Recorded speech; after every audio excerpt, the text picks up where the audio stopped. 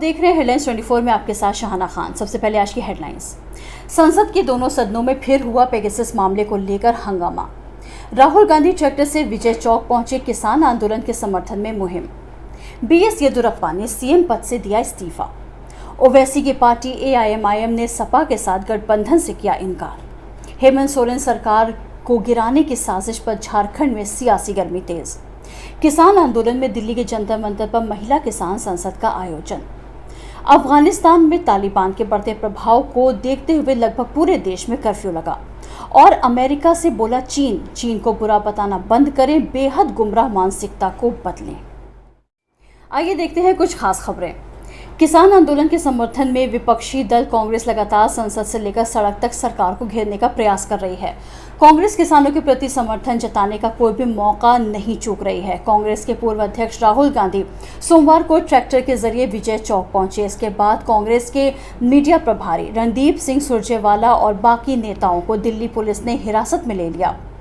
Pant shirt पहने Rahul Gandhi tractor चला रहे थे, जबकि उनके साथ कई कांग्रेस नेता तख्तियां लेकर ट्रैक्टर पर बैठे हुए थे। उनके हाथों में किसान आंदोलन के समर्थन और कृषि कानूनों को वापस लेने की मांग से जुड़ी तख्तियां थीं। राहुल गांधी ने कहा कि सरकार कह रही है कि किसान खुश है और धरने पर बैठे किसानों को आतंकवादी और ना जाने क्या क्या कहा जा रहा है, लेकिन हकीकत है कि किसानों के अधिकारों को छीना जा रहा है। राहुल गांधी ने कहा कि मैं किसानों का संदेश लेकर आया हूं। वे किसानों की आवाज दबाने का प्रयास कर रहे हैं और संसद में इन मुद्दों पर बहस नहीं होने दे रहे। उन्हें इन तीनों कृषि कानूनों को वापस लेना ही होगा। पूरे देश को पता है कि इन कृषि कानूनों से सिर्फ 2-3 उद्योगपतियों को ही भला होगा। गौरतलब है कि संसद का मॉनसून सत्र चल रहा है, जहां विपक्ष लगातार सरकार को कृषि कानूनों, महंगाई और पेगासस जासूसी के मुद्दे पर घेरने का प्रयास कर रही है। मॉनसून सत्र से पहले हफ्ते में लगातार हंगामे के कारण कामकाज नहीं हो सका है। माननीय राज्य मंत्री चेयरमैन स्टेट हज कमेटी उत्तराखंड सरकार द्वारा आज दिनांक 26/7/2021 को हज हाउस पिरान कलियर रुड़की जनपद हरिद्वार में उत्तराखंड के अल्पसंख्यक समाज हेतु केंद्र सरकार उत्तराखंड सरकार द्वारा चलाई जा रही योजनाओं की प्रगति, छात्रवृत्ति, अल्पसंख्यक समाज के लड़के लड़कियों के लिए कोचिंग, उनकी शिक्षा की प्रगति की जानकारी के संबंध में बैठक का आयोजन किया गया, जिसमें माननीय राज्य मंत्री समाज कल्याण, अल्पसंख्यक कल्याण के अंतर्गत किए गए कार्यों की जानकारी ली गई। माननीय राज्य मंत्री द्वारा पुलिस प्रशासन को जनता की सेवा व सुरक्षा हेतु महत्वपूर्ण अंग बताया गया तथा सीमा पर कार्यरत सेना के जवानों के प्रति सम्मान प्रकट किया गया। कहा गया कि सेना के जो जवान शहीद हो गए हैं, उनके परिवार वालों को हम सभी व पुलिस प्रशासन को विशेष ध्यान रखना चाहिए, उनको किसी प्रकार की कठिनाई ना आए और इस बात पर बल दिया जाए कि सभी को अपने बच्चों को देश की संस्कृति को बढ़ावा देने के कार्य करने चाहिए। समाज कल्याण, अल्पसंख्यक कल्याण विभाग द्वारा सभी वर्गों को बढ़ावा देने के कार्य करने चाहिए। कर्नाटक के मुख्यमंत्री बीएस येदियुरप्पा ने पद से हटाए जाने की अटकलों के बीच आज इस्तीफे की घोषणा कर दी और इसके कुछ ही देर के बाद उनके इस्तीफे की खबर भी आ गई। सीएम येदियुरप्पा सोमवार को कर्नाटक विधानसभा में रो पड़े और अश्रुपूर्ण भावना के साथ कहा कि आज वो लंच के बाद अपने पद से इस्तीफा दे देंगे। दिलचस्प है कि आज उनकी सरकार को 2 साल पूरे हो रहे हैं। विधानसभा में इस दौरान 78 साल के येदियुरप्पा ने एक इमोशनल स्पीच दी, जिसमें उन्होंने कहा कि उनके 2 सालों के कार्यकाल में लगातार उनकी परीक्षा हुई है। उन्होंने कहा, जब अटल बिहारी वाजपेयी प्रधानमंत्री थे तो उन्होंने मुझसे केंद्र में मंत्री बनने को कहा था, लेकिन मैंने मना कर दिया। मैंने कर्नाटक में ही रहना था। बीजेपी कर्नाटक में बड़ी हुई है, यहाँ हमेशा मेरी अग्नि परीक्षा होती रही है। पिछले 2 सालों में कोविड परीक्षा ले रहा है। हफ्ते भर से कर्नाटक में सीएम पद को लेकर सियासी ड्रामा चल रहा था। कुछ वक्त पहले येदियुरप्पा ने प्रधानमंत्री नरेंद्र मोदी से भी मुलाकात की थी, जिसके बाद अटकलें उठ रही थी कि दिल्ली में बीजेपी आला कमान उन्हें पद से हटाना चाहती है।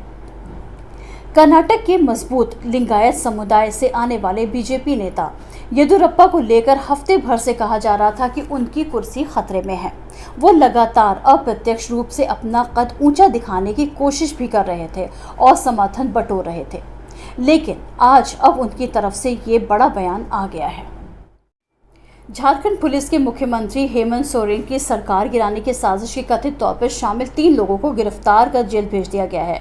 गिरफ्तार लोगों में से एक शख्स विधानसभा चुनाव लड़ चुका है। पुलिस का दावा है कि इन लोगों ने सरकार को अस्थिर करने की साजिश में शामिल होने की बात स्वीकार कर ली है। इस मामले में रांची के कोतवाली थाना में एक रिपोर्ट दर्ज कराई गई थी, जिसके बाद राज्य में सियासी तपिश बढ़ गई थी।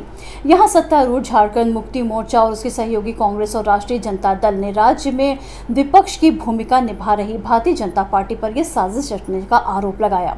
वहीं बीजेपी इस पूरे मामले को फैब्रिकेटेड बता रही है। इस बीच झारखंड पुलिस का दावा है कि गिरफ्तार लोगों के खिलाफ पर्याप्त साक्ष्य हैं। रांची पुलिस ने इस संबंध में एक बयान जारी किया है। पुलिस ने अपने बयान में कहा है कि हमने कांग्रेस विधायक कुमार जयमंगल उर्फ अनूप सिंह की लिखित शिकायत पर रिपोर्ट दर्ज कर कार्रवाई की है। इस मामले में रांची निवासी अभिषेक कुमार दुबे और बोकारो के अमित सिंह व निवारण प्रसाद महतो गिरफ्तार किए गए हैं।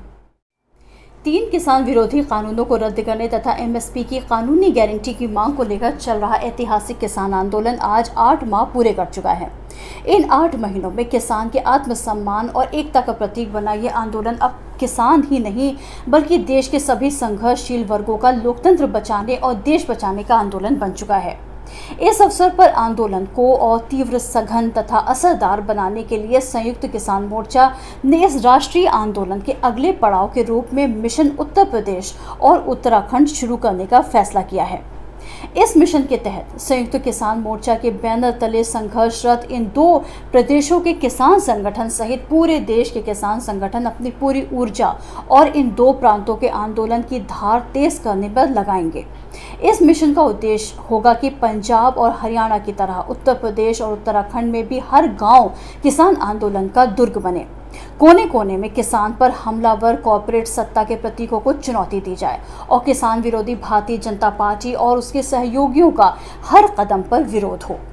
आज स्वामी सहजानंद सरस्वती, चौधरी चरण सिंह और महेंद्र सिंह टिकैत की धरती पर जिम्मेदारी आन पड़ी है कि उसे भारतीय खेती और किसानों को कॉर्पोरेट और उसके राजनीतिक दलालों से बचाना है।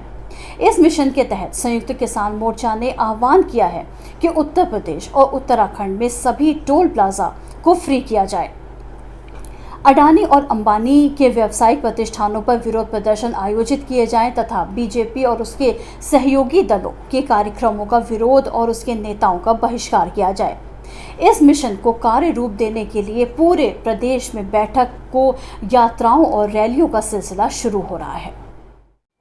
बीजिंग ने अमेरिका से आग्रह किया है कि वो सोमवार से होने जा रही उप विदेश मंत्री वेंडी शेरमैन के साथ बातचीत के दौरान चीन को बुरा बताना बंद करे। वेंडी अमेरिकी राष्ट्रपति जो बाइडेन के प्रशासन के अहम अधिकारी हैं। शेरमैन रविवार को तियानजिन शहर पहुंचे। साइबर सुरक्षा को लेकर मानवाधिकार के कई मुद्दों को लेकर दुनिया की शीर्ष 2 अर्थव्यवस्थाओं के बीच बिगड़ते संबंधों के बीच उनकी ये यात्रा काफ़ी अहम है। चीन के विदेश मंत्रालय द्वारा जारी बयान में उप विदेश मंत्री शी फेंग और शेरमैन ने कहा कि हो सकता है कि अमेरिका किसी भी तरह चीन को अपनी संरचनात्मक समस्याओं के लिए दोषी ठहरा सकता है। शी के हवाले से इस बयान में कहा गया है कि हम संयुक्त राज्य अमेरिका से अपनी अत्यधिक गुमराह करने वाली मानसिकता और खतरनाक नीति को बदलने का आग्रह करते हैं। उन्होंने ये भी कहा कि वॉशिंगटन चीन के दुश्मन के रूप में कल्पना करता है। उन्होंने दावा किया कि अलास्का में वॉशिंगटन और बीजिंग के शीर्ष राजनयिकों एंटनी ब्लिंकन और यान जीजी के बीच मार्च में हुई मुलाकात में अमेरिका के प्रतिकूल बयानबाजी को चीन जनता को दबाने के प्रयास के रूप में देखती है। गौरतलब है कि करीब 6 महीने पहले जो बाइडेन ने अमेरिका के राष्ट्रपति पद का कार्यभार संभालने के बाद वो चीन की यात्रा करने वाले सबसे ऊंची रैंक की पहली अमेरिकी अधिकारी हैं। अमेरिका के पूर्व राष्ट्रपति डोनाल्ड ट्रंप के कार्यकाल में दोनों देशों के बीच संबंध बहुत खराब हो गए थे और प्रौद्योगिकी, साइबर सुरक्षा, मानवाधिकार तथा अन्य मामलों पर दोनों के बीच तनाव की स्थिति है।